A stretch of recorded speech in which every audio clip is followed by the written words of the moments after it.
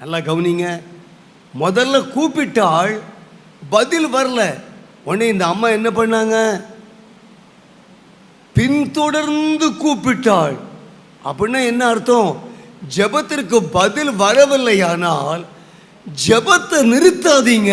அம்மா, என் அருமை தாயே, என் அன்பு சகோதர சகோதரிகளே, ஏசப்பா அந்த அம்மா மூலமா நமக்கு கற்றுக் கொடுக்கிறது என்ன தெரியுமா?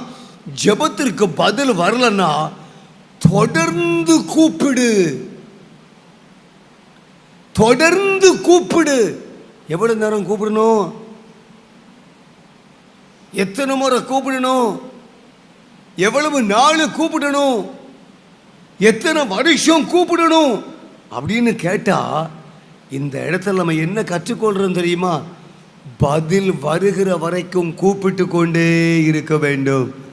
அல்லேலூயா.